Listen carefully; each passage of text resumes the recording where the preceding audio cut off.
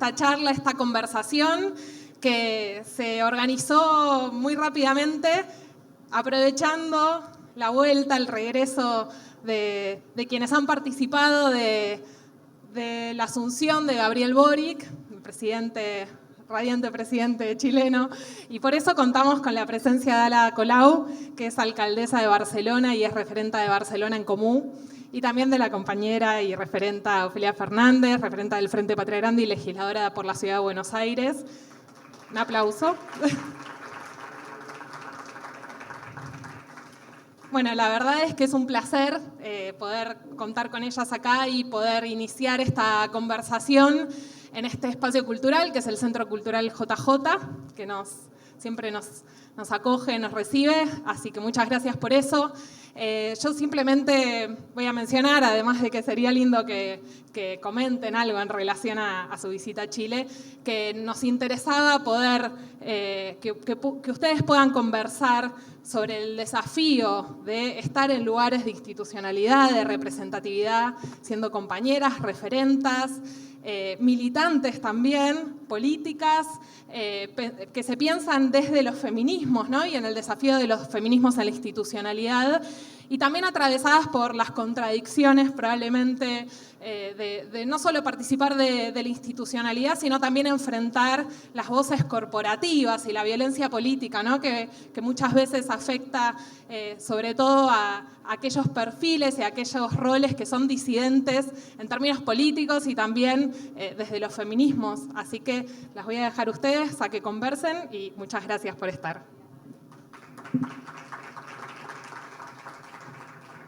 ¿Quieres que empiece? Sí, empieza tú, eres anfitriona. Claro, tiene sentido lo que decís. Sí, bueno, a mí algo que me interesaba mucho charlar y que en el momento me impactó mucho es que nosotras abandonamos Twitter la misma semana, casualmente.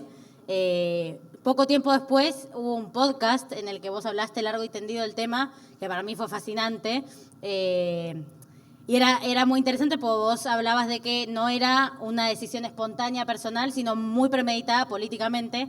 En mi caso no, en mi caso fue un espasmo. Dije, no, listo, ya está. Y salí y de la misma forma espasmódica volví. Y de alguna manera me sirvió mucho para darle ese contenido, entender cuál era también el proceso político que a mí me llevaba a dejar de sentir que tenía que intervenir ahí. Por fuera de discutir Twitter puntualmente, ¿no? Pero sí pensando en los desafíos de algunas discusiones políticas hoy, sobre todo para las feministas, que son como el blanco fácil de espacios como esos.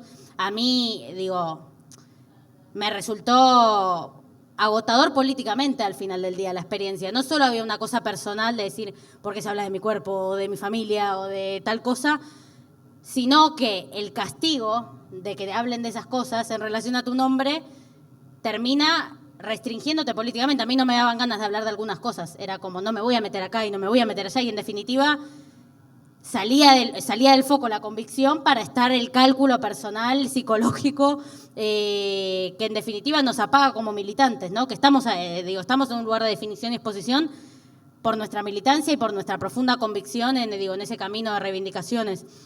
Entonces, me parecía interesante charlar un poco de eso, porque en definitiva lo que pensaba el otro día no es una gran revelación, pero de un individuo, de una persona humana, te pueden molestar muchas más cosas que de una idea, tal vez, en términos de cómo discutirlo. Porque a tal te molesta tipo el tono de voz, que tiene fotos con tal dirigente, que en algún momento estuvo a favor o en contra de tal político o lo que sea.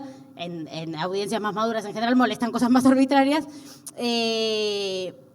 Pero a la hora de discutir una idea tenés que abrazar a la realidad, ¿no? A su información, a la organización que viene atrás de esa idea, a cosas que tal vez no tienen la capacidad de plantárseles. Entonces, creo que un aprendizaje para mí de esa etapa de violencia es aprender a no tenerle más miedo, ni a sentir que necesito contención, sino a yo misma hacerme cargo de construir política y de pensar cuál es la mejor forma que tengo yo de construir política, de no pensar que, o me gusta formularlo de esta manera, que va a tener que importar más mi miedo a lo que digan los medios de comunicación, la ultraderecha o un grupo de idiotas en una red social, sino el miedo de las próximas generaciones y de las grandes mayorías de que esta realidad no cambie nunca. Tenemos que trabajar desde ese miedo, en todo caso, y no dejar que lo otro nos paralice. Y creo que es bueno, para quienes están escuchando y demás, invitar a las compañeras feministas a no solidarizarse o homenajearnos, porque eso, no le da legitimidad a que le prestemos más atención, sino a acompañarnos a decir, acordate que está esta agenda, esta reivindicación y que para eso estamos. Así que yo venía pensando en eso y quería que también vos compartas cómo lo viviste desde tu experiencia. Bueno, lo primero, muy contenta de estar aquí y con vosotras y con Ofelia, que ya nos conocemos, nos vimos en Barcelona. Y la verdad, o sea, no nos hemos visto mucho, pero ha habido siempre mucha sintonía, ha sido muy fácil hablar, ¿no? A pesar de ser de generaciones distintas. Y tú hablabas de esta diferencia, ¿no? O sea, de que hemos vivido cosas muy parecidas, de violencia política contra las mujeres en redes, y que tú lo habías hecho por espasmo, decías, por un arrebato, y que yo lo había hecho como algo meditado. En realidad yo por arrebato había estado a punto de hacerlo muchas veces antes por arrebato, ¿no? Por eso digo que era meditado, porque hacía muchas veces me lo había planteado. Y también cuando digo meditado es porque en mi caso ocupo un cargo institucional de alcaldesa de la ciudad de Barcelona, que además tenía prácticamente 1 millón de seguidores en Twitter. Entonces también una de las cosas que me decían muchos colaboradores míos es piénsatelo 2 veces, porque tienes 1 millón de seguidores y en general para quien se dedica a las redes pues parecería una locura no renunciar a esa cantidad de seguidores. Por eso era una cuestión que ya le había dado vueltas varias veces. Y sin embargo al final llegué a esa conclusión y la verdad es que ha pasado más de 1 año y no he cambiado de opinión. Estoy muy contenta de haber dejado Twitter. Aunque al mismo tiempo reivindico claramente también para aquellas otras compañeras que nos pueden estar viendo el derecho a entrar y salir a las veces que nos dé la gana sin justificarnos. Eso es lo primero de todo. O sea, entraré y saldré de Twitter cuando me dé la gana y como me dé la gana, y si además quiero me explicaré porque me parecerá a lo mejor interesante compartir mis motivos y argumentos. Pero tienes el derecho a entrar y salir todas las veces que te dé la gana, solo faltaría, ¿no? Eso es lo primero. Pero sí que es verdad que yo llegué a esa conclusión porque para mí Twitter expresa varios niveles de la discusión. Uno es la impunidad de los discursos de odio y en concreto de la violencia contra las mujeres que existe en el mundo físico, se traslada a las redes y se multiplica, ¿no? Exponencialmente. Entonces yo no quiero ser cómplice de eso. Yo quiero levantar la voz y decir no me parece normal ni me parece propio de una sociedad civilizada, saludable, democrática, que se permite a cada día en una red social que se insulte, que se acose, que se amenace. No es normal y por lo tanto yo quiero levantar la voz y no quiero legitimar un espacio donde creo que se están cometiendo delitos cada día o deberían ser considerados delito, porque si es delito que te acosen en la calle, si es delito que te insulten en la calle, ¿por qué no en la red social, ¿no? Entonces eso es lo primero. Creo que hay un nivel de normalización, de banalización de los discursos de odio y en concreto de la violencia contra las mujeres en algunas redes, especialmente en Twitter, que no se debe normalizar. Yo no quiero ser cómplice de eso, más allá de mi caso personal. Luego, además, me dedico a la política. Soy alcaldesa de Barcelona. Entonces, ¿qué tipo de espacios queremos promover para que la democracia sea cada día un poquito mejor y no un poquito peor? Twitter, cuando nació, no hay verdades absolutas. Twitter, cuando nació, yo soy de una generación que utilizó las redes sociales para entrar en política y que las he utilizado de manera muy positiva para conectarme con un montón de gente, para descubrir un montón de realidades, para visibilizar a minorías invisibilizadas durante décadas, para muchas cosas positivas yo he utilizado a Twitter. Entonces, no es una cuestión de verdades absolutas. Sin embargo, Twitter es una empresa privada y todo el mundo tiene que ser consciente, creo que es bueno, ¿no?, abrir ese debate, donde con el tiempo se ha ido profesionalizando en el mal sentido, en este caso, ¿no?, y ha permitido, sin ningún tipo de control, incluso incentivando pues, que quien tiene dinero, ya sean grandes empresas, ya sean partidos políticos de extrema derecha, paguen, por ejemplo, a miles de bots y de trolls para que hagan acoso sistemático a mujeres, por ejemplo, líderes políticas feministas. Bueno, es que eso es un salto cualitativo que yo también creo que hay que visibilizarlo y no normalizarlo, porque ya no estamos hablando de simplemente, no, es que la red social permite desde el anonimato que cualquiera en su casa diga cualquier burrada. No, es que estamos hablando de algo sistemático, organizado, financiado para acosar a líderes, en este caso feministas, como pueden ser también personas LGTBI u otros colectivos.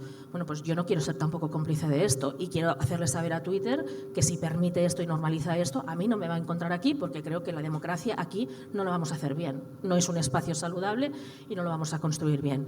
Y a pesar de ello, tampoco le creo, esto no lo digo desde el moralismo, no creo ni que tú ni que nadie tenga que dejar Twitter o que no le digo a los demás lo que tienen que hacer, ¿no? Creo que se puede entrar y salir, creo que se puede usar de diferentes maneras, pero yo sí llegué a mi conclusión de que, haciendo de alcaldesa de Barcelona, donde además tengo un tiempo limitado porque tengo muchísimo trabajo, Twitter también se utiliza mucho, ¿no?, para estar todo el tiempo. ¿Cómo puede ser que haya pasado esto y la alcaldesa todavía no ha dicho nada? Han pasado 5 minutos y no ha opinado de aquello otro, de cualquier cosa que suceda en cualquier momento. Bueno, también son tácticas de distracción, Entonces, bueno, cuando ves que el adversario, ¿no?, utiliza una herramienta para distraerte, para generar ruido sistemáticamente, para banalizar los discursos de odio y la violencia contra las mujeres, bueno, pues aquí no me vas a encontrar. He decidido que aquí no me vas a encontrar y yo voy a estar donde yo quiera estar. Y a lo mejor algún día decido volver, pero ahora no. Además, en eso que decís, para mí, algo muy alucinante es que se termina generando como una idea de que tus responsabilidades institucionales son la opinología encima en Twitter.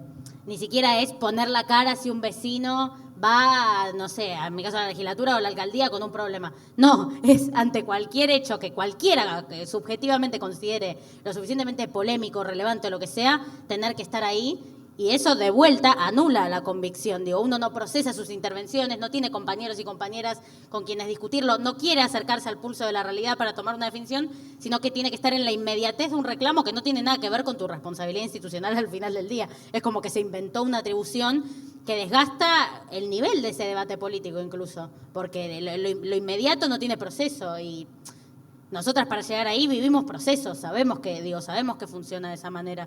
Entonces para mí eso era abrumador realmente. Y ahora es como, incluso yo teniendo mi cuenta abierta de vuelta, es como aprender a decir, capaz, me gusta la red social en sí, ver capaz algo gracioso o lo que sea, capaz un día tengo la energía para responderle a alguien que me molesta cagándome de risa, pero yo elijo mis intervenciones, las preparo, creo que eso es parte también de la responsabilidad institucional, es poner la cara con convicción y con seguridad, no por cualquier cosa. Y además, no sé, en mi experiencia personal, yo en 2019, que es, cuando el año de mi candidatura, mi campaña, de la campaña electoral, etcétera, no tenía ese problema con el acoso, no me afectaba en términos personales, porque creía mucho y valoraba mucho la política que estaba construyendo, en el sentido de que para mí la realidad era ese colegio en el que hablaba con un centro de estudiantes, era recorrer un barrio, era tener una conversación en una asamblea feminista. Esa era la realidad para mí, o la realidad que me importaba, y lo otro era un canal de comunicación, ¿no? El tema con la pandemia fue que me puso en la cara solo la otra parte, o incluso la intervención política o el contacto con el otro que sí te interesa, estaba solo mediado por ese formato. Entonces ahí fue como, ahí sí se volvió más difícil de esquivar, y algo que para mí, decías en el podcast, que volví a escuchar para además tenerlo fresco, porque para mí es una herramienta muy interesante, que como decís no ordena nada, pero sí permite que incluso quienes estén ahí reflexionen sobre cómo encararlo, es que salir de ahí te obliga a encontrar la otra realidad. Y la otra realidad no tiene solo mierda y violencia y hostilidad. En la otra realidad hay organización comunitaria, hay solidaridad, hay preocupación genuina, hay militancia. Entonces, qué pena que muchas veces, por esa violencia termines olvidándote de eso, en definitiva. Y yo ahora puedo encarar una herramienta de esas características porque justamente volvimos a encontrarnos, volvemos a tener espacios que nos permiten darnos cuenta de que podemos ser más optimistas, de que no tenemos que estar lamentándonos todo el tiempo o calculando cómo bajar esos impactos, sino que podemos estar encontrándonos con la realidad y eligiendo creer en eso, que en definitiva vos en tu proceso con el 15M o yo en mi caso como referente estudiantil, referente feminista, me formé así, me formé encontrándome, me formé creyendo en lo que hacíamos con mis compañeros, con confianza en esos procesos, y en definitiva, lo digital es un canal que a mí también, como en mi experiencia, tiene eso de similar, que también sin redes sociales no había manera de que, no sé, o se difunda un video mío o que tal considere que estaba bueno lo que dije o ir sabiendo el volumen de eso que movilizabas. Mucho más, ya, no me importa, incluso como con cierta idea de obligación de comunicarte en esos canales y bla, porque, no sé, los medios ponen tu opinión con la captura de un tuit, o incluso acá pasa mucho que dicen lo que la gente opina, y son tuits que capaz tienen 2 faps que encontraron por ahí, pero que les reafirma el relato que quieren instalar. Entonces creo que es muy importante como romper con eso y volver a la realidad y permitirnos. Son decisiones políticas, pero que incluso personalmente eso, te dejan con otro optimismo, con otra alegría, entonces sirve para las dos cosas. Sí, absolutamente. Yo notaba mucho eso ya antes de la pandemia, pero tienes toda la razón que con la pandemia eso se agrava mucho, que efectivamente parece que sustituye la realidad física y está muy lejos de la realidad, pero muy lejos. Es una porción muy pequeñita de la realidad. Y uno de los problemas también que yo me situaba políticamente, pues yo pensaba, mira, yo personalmente, a nivel estrictamente individual, yo puedo pasar olímpicamente de los haters que se dedican a decir mierda, puedo ignorarlos, vamos, tranquilamente. Tengo una cierta edad ya y la verdad es que no consiguen herirme en lo más profundo. Por lo tanto, a nivel individual podía prescindir e ignorar, ¿no?, la parte de los insultos, del acoso, etcétera. Pero es que efectivamente, cuando alguien está generando ruido permanentemente, cuando está generando mierda, cuando está generando odio, violencia, altera la percepción de la realidad colectiva, individual y colectiva.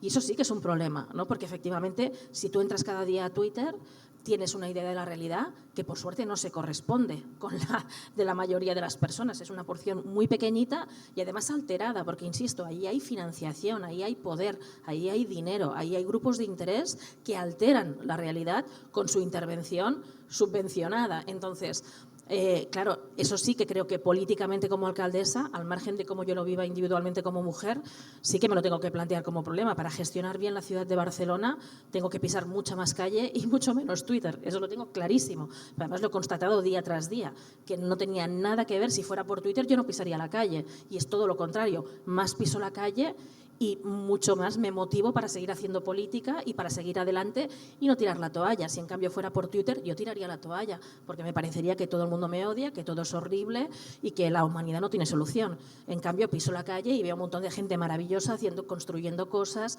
siendo solidaria, luchando contra las violencias, y veo que esa es la mayoría de la realidad de mis barrios en la ciudad de Barcelona. Por lo tanto, sí, hay una cuestión también política, no solo de vivencia subjetiva personal como mujer, sino que políticamente ahí hay una alteración de la realidad que sirve a unos determinados intereses, y yo no quiero secundar eso, ¿no? Teniendo en cuenta que se podría decir que por ahora ambas pudimos conectar tal vez con la construcción política desde el lugar más sano posible y más productivo al final del día, como saliendo de la mediación de la violencia política como elemento y pasando a la política y ya. Algo en lo que vengo pensando es después de ya un tiempo considerable, desde esta nueva ola del feminismo y esta nueva masividad y esta nueva fortaleza que tiene esa agenda, preguntarme un poco y preguntarte cuál es nuestra conclusión por ahora, prematura, porque el camino sigue, del proceso de institucionalización de esa agenda feminista. Porque yo veo con relativa preocupación que yo el otro día usaba una metáfora un poco desafortunada, pero que para mí era práctica o ilustrativa, que es, no sé, cuando Nike, por ejemplo, o una empresa grande, saca una publicidad de girl power como concepto, no, como que te ponen una música épica y una mujer corriendo y ponen tipo woman run, y tienen como la pretensión de que una diga qué bien, qué bárbaro como está corriendo ahí, y en realidad la reacción es como bueno, bárbaro, sí, es la misma publicidad prácticamente a fines prácticos. Siento que muchas veces, muchas de las que llegan al Estado desde miradas feministas te dicen un ministerio, una funcionaria, aplausos. Y en realidad, creo que un tiempo después tenemos que hacer que ya no signifique nada en sí mismo y que poder hacer una evaluación de cuáles son verdaderas conquistas y cuáles son verdaderas concesiones que hace el sistema como tal con la irrupción de un movimiento tan fuerte, en definitiva, internacional, horizontal, intergeneracional. En eso creo que, y me interesa preguntártelo a vos porque no es tu caso, sino que muchas veces somos las que solamente presiden comisiones de mujer, infancia, adolescencia, educación, desarrollo social, nunca de presupuesto, de planificación urbana, terminamos encasilladas en las agendas que son obviamente nuestras, y eso no solamente construye sentido común en relación a que seguimos teniendo capacidades diferentes para, como si no tuviésemos buenas economistas o buenas arquitectas o buenas lo que sea, pero sobre todo termina apagando la posibilidad de construir interseccionalidad y feminismo popular, en el sentido de que nosotras creemos firmemente que ser mujer en este mundo es difícil, pero más difícil es en general ser mujer y pobre, más difícil es ser mujer pobre inmigrante, mujer trans pobre inmigrante, y digo que si no pensamos en una construcción feminista que sea integral y transversal, muy difícilmente vamos a cambiar y transformar esas estructuras y en definitiva hacer una transformación de la realidad con las que estemos satisfechas o un poco más tranquilas que cansadas. Y en tu caso como alcaldesa, que en definitiva es un lugar de definición total o de gestión integral de los conflictos y problemas de la sociedad, ¿cómo vos venís construyendo esa política feminista y qué mirada tenés al respecto? Wow, eso da para mucho. Voy a intentar lanzar solo alguna idea y tú me vas, si quieres, cortando. Bueno, a mí me gusta siempre explicar, ¿no?, que eso lo teníamos claro ya cuando llegamos al ayuntamiento en 2015, que yo no venía de ningún partido político, no había estado nunca en política institucional y directamente pasé a alcaldesa, con lo cual me pasó a mí y a compañeros y compañeras que se encontraron en la misma situación, ¿no? Pero teníamos algunas cosas claras. Yo era la primera mujer alcaldesa de Barcelona, que es una anomalía democrática, más de 40 años de democracia, una ciudad que se considera europea, moderna, avanzada, innovadora, pues yo soy la primera mujer alcaldesa.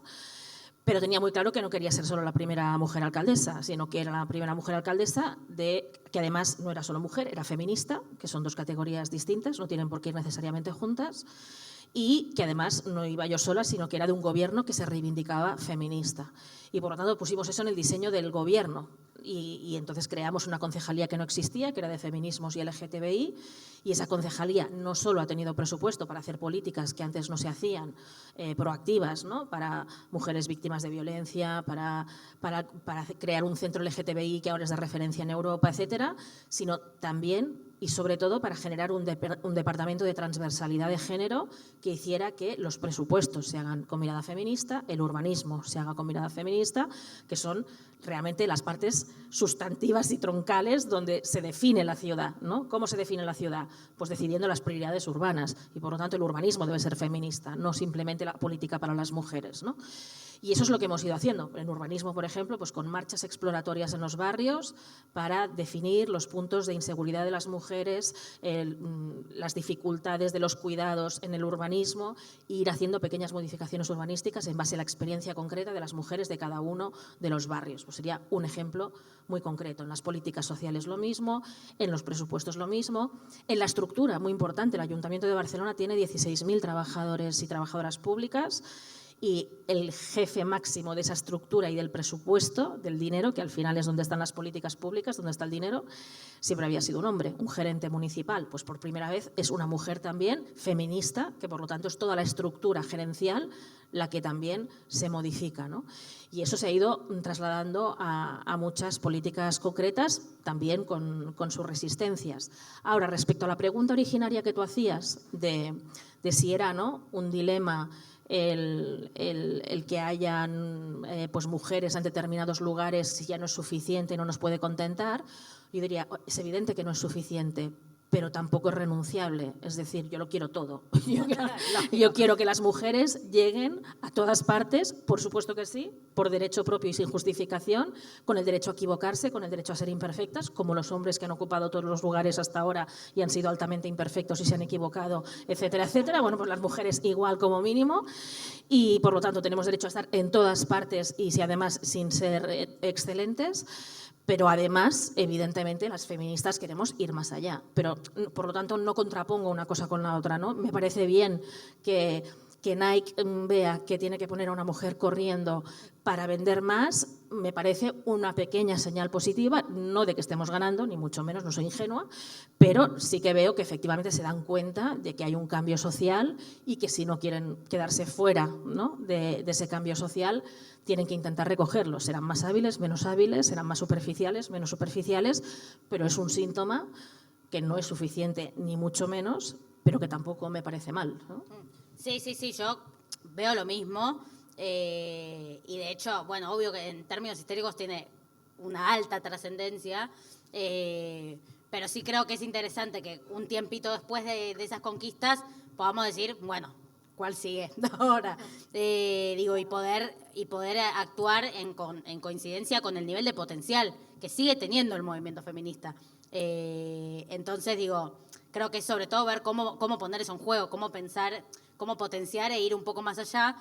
También porque incluso en las representaciones que ya conquistamos hay deudas también, se esconden deudas, porque no es que el modelo cultural neoliberal meritocrático corre para todo, menos para las feministas que llegan al Estado. En general, en mi caso, por ejemplo, no creo que sea la piba que más empujó para llegar a un espacio de definición, sino que tal vez hay muchas otras que empujan igual y igual no van a llegar, o al menos no por ahora, porque yo justo soy de la Ciudad de Buenos Aires, de un colegio preuniversitario, una serie de cis, muchas cosas que también te terminan jugando, y creo que le debemos al proceso que nos prestó atención, porque en definitiva, o al menos en mi experiencia, los tipos de las organizaciones no te decían que hables vos en la asamblea, cuando militabas, sino que tenías que construirlo bastante a contramano, y en general que esas intervenciones sean escuchadas y te consolidan como referenta fue gracias a un movimiento feminista que decidió respetar más esas voces que otras. Entonces, así como nos debemos a esa atención y esa apuesta, creo que nosotras también tenemos que ser atentas y apostar por las representaciones que faltan, y para eso también es preguntarnos cómo nos fue hasta ahora y cuáles son las miradas centrales o la perspectiva central de las construcciones que hacemos. Y eso creo que puede ser una parte de la etapa que se venga, y lo pensaba como sobre todo en ese sentido. Sí, no, por ejemplo, a mí me hacías pensar en Barcelona, de los muchos proyectos, porque claro, una ciudad tiene menos competencias, menos recursos, por supuesto, que el Estado, que los gobiernos regionales, ¿no? Pero sí que puedes hacer muchas políticas concretas del día a día que puedes tocar y que eso cambia esa realidad, aunque no cambies todo el sistema y toda la estructura. Entonces, por ejemplo, ahora hay una revolución digital y todo el mundo está hablando de la revolución tecnológica, etcétera, ¿no? Pues nosotros hemos hecho todos unos planes de formación, incluso implicando a empresas privadas, orientados a mujeres en situación de exclusión, ya sea vulnerabilidad social por motivo de renta, de desigualdad, de injusticia, ya sea por maltrato, por situación de violencia, mujeres trans, diferentes situaciones de mujeres que lo tienen mucho más difícil, aparte de ser mujeres, ¿no?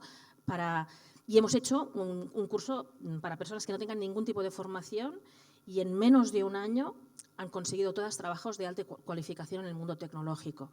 Para mí eso, ¿no?, es un ejemplo muy concreto de por dónde hay que ir, porque además el mundo está cambiando muy rápido. Por ejemplo, la revolución digital es una revolución que lo va a cambiar todo, las estructuras de las relaciones personales ya están cambiando, la economía, el mundo social, y las mujeres tenemos que estar ahí, y en realidad estamos retrocediendo. En las carreras universitarias de tecnología, las mujeres no hemos avanzado, sino que hemos retrocedido.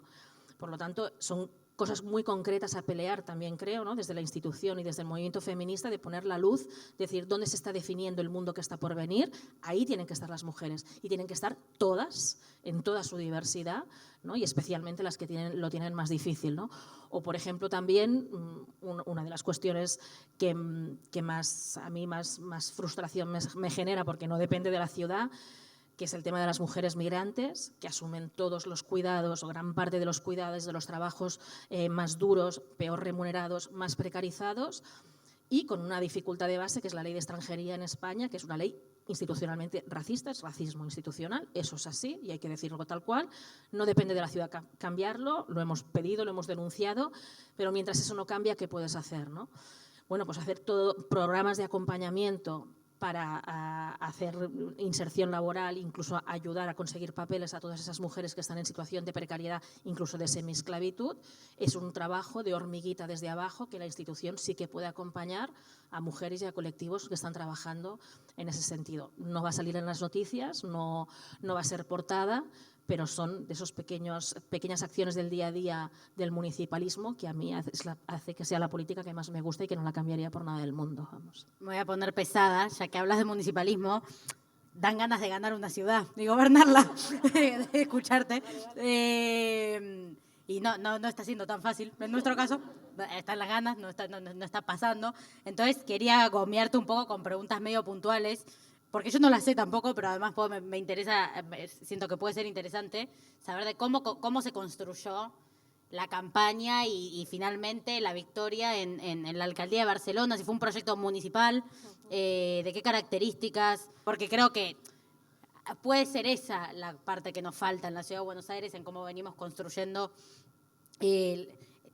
nuestra propuesta de gobierno, si se quiere, tal vez no habernos dedicado a pensar tal vez una fuerza municipal, ¿no? Y con esas características y que valore ese trabajo, ¿no? Al final del día. Hacer tanto tiempo oposición nos dejó como un poco mambeados al respecto, siento, como subestimando lo que puede ser esa herramienta, en definitiva, resignándonos cuando en realidad incluso vos diciendo que le faltan atribuciones, si la tomás con territorialidad y con presencia, encontrás formas de construcción de iniciativas que tal vez nosotros en la legislatura no podemos desarrollar porque siempre vamos a lo más ambicioso y no tenemos los recursos y herramientas del cotidiano. Así que si nos puedes contar un poco cómo construyeron su experiencia. Eso es cierto, porque he dicho, tenemos menos recursos porque una alcaldesa siempre se tiene que quejar. Eso lo tenéis que saber. Se tiene que quejar para pedir más porque es mi trabajo. Pero en realidad no me quejo y te digo, no lo cambiaría por nada del mundo porque es verdad que el Estado es mucho más lento, es burocrático, está lejos y eso es la política que me gusta mucho menos, ¿no? Me gusta mucho más la que toca la realidad cada día. Y además es verdad que puedes innovar y puedes ir mucho más rápido a veces que el Estado. O sea, igual que te digo que tenemos menos recursos, pero por ejemplo en plena crisis, cosas que no son competencia nuestra, nosotros hemos creado un servicio de atención psicológica a la gente joven en todos los distritos de nuestra ciudad, gratuito y sin cita previa. Y eso el Estado no era capaz de hacerlo. No tenía ni la musculatura, ni la agilidad, ni la percepción de la urgencia del tema de salud mental. No lo tenía el municipio, ¿no? Y como eso te podría decir, en tema de cuidados, por ejemplo, hemos hecho un servicio de cuidados de la infancia fuera del horario escolar, sobre todo para familias monomarentales, para madres con hijos, que para poder hacer sus cosas tengan un lugar donde dejar los niños gratuito. Pues eso también lo puedes hacer desde la proximidad y eso a una política estatal le cuesta mucho más armarlo, ¿no? Entonces tú me preguntabas cómo se hace, no hay una receta única y en realidad, lo siento, no hay una receta única y en realidad yo he aprendido muchísimo de América Latina, también te digo, o sea, en América Latina yo he sido muchos más años activista social que alcaldesa y de los procesos sociales en América Latina he aprendido muchísimo. Y lo que se dio en Barcelona fue una coyuntura específica que veníamos de muchos años de crisis, de la crisis financiera, de los desalojos de miles de familias, de corrupción en las instituciones, de un bipartidismo insoportable que ya no se aguantaba.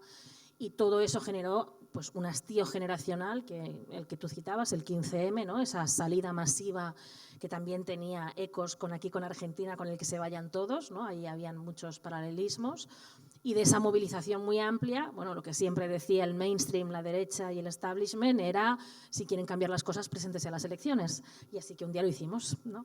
Y es verdad que hubo un debate, porque, por ejemplo, ahí Podemos surgió de otra hipótesis distinta. Ellos, ¿no?, desde Madrid, hicieron un análisis mucho más de coyuntura global y decidieron empezar por el nivel nacional y se presentaron a las elecciones, en este caso, europeas. Nosotros, en cambio, en Barcelona sí que vimos que precisamente en una época, y creo que los años en esto nos han dado la razón, en un momento donde la globalización se ha acelerado y hay grandísimas incertidumbres, el cambio climático, nos están diciendo cada día, ¿no?, que el futuro no está asegurado y que podemos morir todos mañana, la desigualdad crece, la violencia contra las mujeres, las migraciones, ahora la pandemia.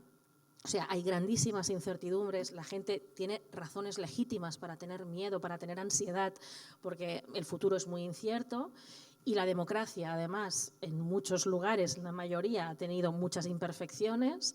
Bueno, ¿dónde reconstruir eso? Desde abajo con la gente, es que no hay otra receta, es desde la proximidad, desde la confianza, desde la solidaridad, desde la ternura, desde la mirada, desde el barrio, desde la resiliencia de la comunidad, es desde ahí, es una receta histórica de la humanidad, no es una invención de ahora. Entonces, precisamente en un momento donde necesitamos fortalecer la democracia, yo sí creo más que nunca en el municipalismo, como lugar, además, eso, de innovación también, de ser creativas, porque no se trata solo de gestionar mejor, de priorizar la inversión social, ¿no?, de ser honestas, de acabar con la corrupción, eso por supuesto que se espera de nosotras, pero también se espera, ¿no?, y yo creo que lo comentábamos antes, que la alegría también de ir a visitar a Boric y a las compañeras de Chile, también había esa frescura, ¿no? De decir, tenemos el derecho de crear nuestro propio tiempo también, ¿no? Y tenemos el derecho de ser una generación que evidentemente tiene que reconocer a quienes los precedieron y a los que lucharon, ¿no? Y a los que defendieron las libertades en tiempos muy, muy duros. Disculpa. Pues eso, con todo el reconocimiento de las que nos precedieron, pero también el derecho a crear un nuevo tiempo desde la alegría, desde la frescura, desde interpretar el tiempo que nos tocó vivir, que tiene diferencias con los siglos anteriores, y por lo tanto desde esa creatividad, desde la innovación, desde ideas nuevas. Yo creo que el municipalismo es territorio de innovación, es territorio para, en un momento donde la democracia está muy agotada, muy cansada, en Europa especialmente, Europa está muy cansada y demasiado arrogante y envejecida, y hay que rejuvenecerla, hay que darle todo un renacimiento ahí. Eso hay que hacerlo desde abajo, no por arriba, sino con la gente, desde los barrios, y el municipalismo tiene esa cosa hermosa. Entonces, en Barcelona se dio esa coyuntura concreta, histórica. Y luego es verdad que nosotros partíamos de una realidad social muy articulada, de movimientos sociales que veníamos peleando muchos años en los barrios, con el tema especialmente de vivienda en mi caso, pero también con otros temas de consumo responsable, de sostenibilidad, de cooperativas y de toda esa articulación social, con también el mundo académico, con algunos sectores profesionales. De ahí surgió una articulación real, que no era una ficción, una hipótesis simplemente que se medía con los medios de comunicación, sino que tenía mucho trabajo concreto, mucho contenido, que no tenía tampoco fórmulas mágicas, que cuando llegó a la institución nos hemos encontrado pues, errores, límites, contradicciones, tensiones, de todo, muchos aprendizajes, pero que partía efectivamente de una realidad. Entonces ahí se dio una coyuntura que creo que la supimos aprovechar y que nos está permitiendo pues, hacer cosas en Barcelona que nos decían que no se podían hacer y que hoy se están haciendo, ¿no? Ay, qué bárbaro. No, pero sí, creo que digo, en ese proceso hay muchas lecciones que podemos extraer y creo que a la Ciudad de Buenos Aires no le falta organización, no le faltan puntos desde los cuales imaginarse que esa inmediatez que puede tener el municipio, la ciudad, en términos de gestión, no la tienen hoy muchísimos militantes que lo hacen a menor escala, pero que nos pueden enseñar a hacerlo a mayor escala, y que eso puede ser un modelo de ciudad posible, pero que tiene que tener centralidad en el territorio que conoce y especificidad. Yo creo que esa puede ser bueno, habrá un debate que seguirá teniendo el espacio, pero creo que recoger eso y hacerlo protagonista puede servirnos para impulsar una fuerza porteña. Suena mal porque a los porteños nos suelen odiar, pero puertas adentro es lo que somos. Entonces, nada, eso no me lo podrás confirmar vos, pero digo, lo tiro como idea en general. Y para ir cerrando, ahora que estamos en una maratón fuerte ambas, desde la asunción de Gabriel en Chile hasta el día de la fecha, ¿qué te llevas de Argentina de estos días y de Chile, de América Latina, para allá o en el corazón? Pues me llevo muchísimo, me llevo agradecimiento, emoción, corazón, ideas, porque comentábamos, ¿no? Lo de Chile es muy ilusionante y seguro que también que van a tener dificultades, pero ellos son muy conscientes porque cuando hablábamos con ellos, en general con ministros, ministras que pudimos estar charlando, eran muy conscientes de la dificultad que iban a enfrentar y no por ello sabían que no podían rehuir la responsabilidad de hacer todo lo posible y un poquito más, ¿no? Así que yo creo que hay que acompañar ese proceso y darle toda la fuerza y toda la alegría que necesiten. Luego, además, es verdad que en América Latina se abre una oportunidad porque acaban de ser esas primeras elecciones en Colombia, ¿no? Que parece que llega un cambio a Colombia importantísimo, también muy ilusionante, y desde luego Brasil, que puede volver con Lula y que es un cambio de continente y es un cambio también en general para el mundo. Entonces, y por supuesto, todo el trabajo articulado que hay en Argentina y en muchos otros países. Entonces, yo creo que ahí América Latina puede volver a tener una centralidad que yo deseo, sinceramente, como europea os lo digo. Necesitamos una América Latina que renace con alegría, con luz, con ideas, que combata esta idea de resignación, ¿no? Y de tristeza un poco que se está imponiendo, porque como decía, ya son tiempos difíciles con el cambio climático, con grandes retos que teníamos antes, pero ahora 2 años de pandemia y ahora en Europa la guerra que llega con la invasión de Ucrania, realmente hay un clima de desesperanza que es bastante duro. y que no nos podemos permitir, porque sabemos que cuando triunfa la desesperanza perdemos las de siempre, las de abajo. Entonces, no nos podemos permitir la desesperanza.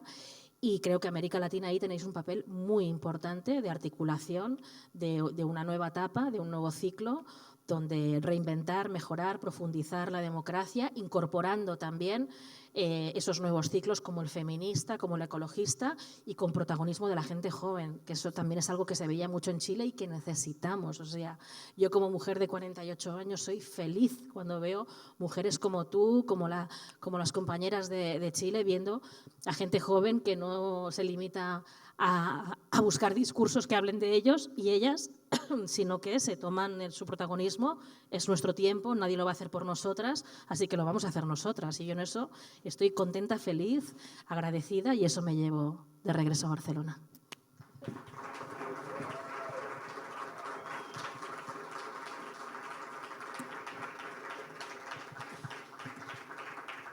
Bárbaro, con eso yo termino contenta. Muchas gracias, Ada.